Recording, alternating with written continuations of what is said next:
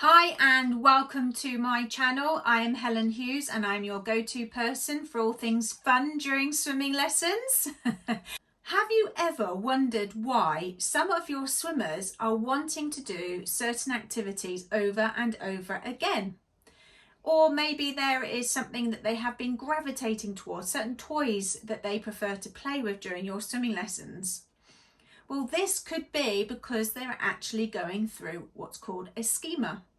And a schema is something that young children actually go through a period of time during their early years. And it's repeated actions and certain behaviours as they explore the world around them to try and find out how things work. So you're finding that they're probably doing this over and over again because they're wanting to understand their environment.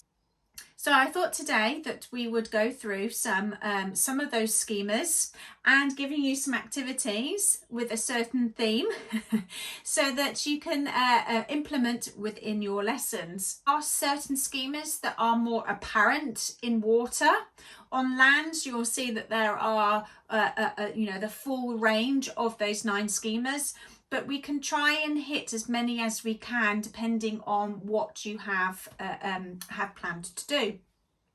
So the first activity I'm going to go through is positioning. And positioning schema is that they are wanting to put objects in lines or sequences, and they love patterns. I have a teddy bear picnic theme that we'll be using to use an example for this, which is available to purchase, and there are lots of other activities on that bundle as well. So the first activity that I have within that is the paw print game, which you have all of these that you can print off and you just need to laminate, and there's lots of different colours, more than this, but I've just wanting to show you these ones as an example. But so basically you would have these on poolside and they would choose which maybe paw print they want to be by, or maybe you'll just have these dotted all out so that there are different colours in different places around the pool, so it gives them that opportunity to go and spot and see where they all are. Then you can actually purchase or get these little teddy bears, and they're really inexpensive. You get a big pot of these and they come in different colours. And if you do the paw prints relative to if you print off the relative coloured paw prints of the colours of the teddy bears that you have, so if I just get these, so I've got yellow and then I've also got the blue, but there are the other colours as well.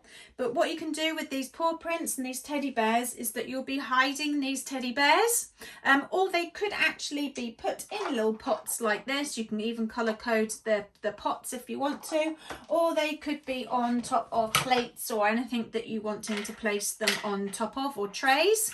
I have done some information with regards to containers, of what sort of containers that you can use throughout your lessons, so that the children can see it from a different perspective. But simply they can go down, and for the younger children, what you could do is you could have them out of the different colours, and they go and they swim down with their parent, or if you're doing preschoolers, they are swimming down with their noodles. And they're going to go and collect, which is the positioning of where they're going to go and collect them. But the positioning wise of it is that they're going to come back and they're going to match it to the relative paw print that you have out. So there are 2 schemas there really. There's also one which is called transporting, and that's when the children love to be able to go and collect and bring back, and also that they love to see containing things, so they use things in order to move back. So you could actually incorporate adding in buckets and things, or baskets and things that they can go and collect and bring back. So you could hit 2 schemas there. But what also you could do with these little teddy bears is that you could put them inside these eggs. You can get eggs that are colour coordinated as well, so you can get blue eggs that the teddy bears are actually inside. And you can add in another activity of blowing bubbles, of where they have to open up the eggs to then see if to then put the teddy bear relative to the paw print. It could be that you mix up the eggs, or maybe mix up the teddy bears that are in the eggs, of where they don't know what's inside. They blow their bubbles to see what colour, they open it up, and then they go and find the teddy bear that's relative to that colour. Other ways that you could do that as well is using the paw prints again, is that you have a teddy bear template on your bundle as well, of where you can then also have these teddy bears. So you could then do a back activity with these teddy bears, of where they then go and swim and go on their backs, of where they then go and find teddy bear. But then they can also bring back teddy bear, can give teddy bear a little bit of a cuddle, and swim with them on their backs back to the paw prints, and then they can also match their paw prints as well if you're wanting to do that. Also, what you can do with regards to the teddy bears as well, because these are small, you can have lots of them out because you've got so many of them, is that you can add in some numbers. And what they love doing with positioning is they love with numbers.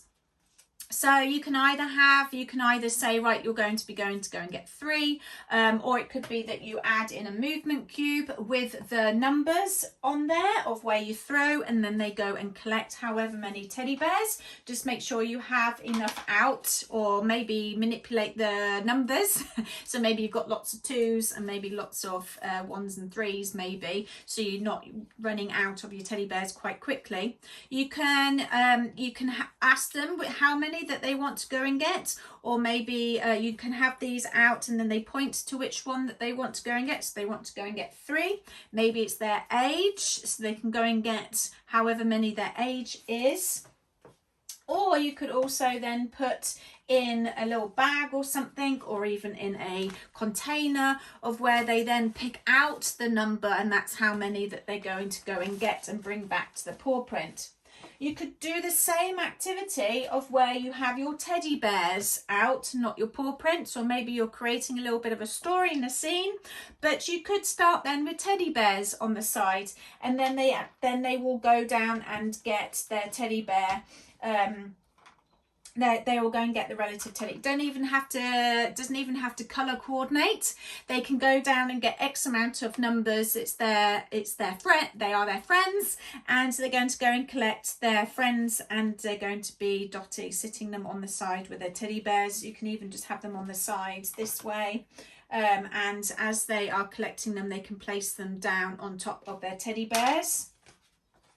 Also, what you can do for positioning and colours is that not only do teddy bears, but you've actually got teddy bear's friends that are coming to his picnic, and you can get these counters as well that are amazing. I've got frogs, got an owl, toucan and a bunny. And what you can do is the colours again, so you could use the colours. So for instance, if the yellow has been thrown, then they go and get the yellow counters, and then they can take it in turns. So if red is thrown, then they go and get the frog, and so forth. So the colours, and they can bring it back to their teddy bear. And it might be that you just have teddy bears like this out and they're not coloured. Or you can add in a little bit of a colour with their heart, so that if you are using colours, then you can refer to that particular heart afterwards if you're going to do a separate activity. So that's that. And then you could then, like I said, be adding in the movement cubes. So you could be adding in the coloured movement cubes, or you could be adding the number amount of on the dice. So there you are, you have a couple of extra activities. You could even put these little friends in the eggs as well, to add in another activity with regards to either collecting or blowing their bubbles in order to open up the egg. They can always then carry the eggs on their front, on their backs. They could also be underwater as well. They can sink down once they have filled up underneath the water, and they can bob, or you can have them bobbing in the water to go and get as well. So that is positioning and some transporting schema as well. So hope you enjoy. Let me know how it goes.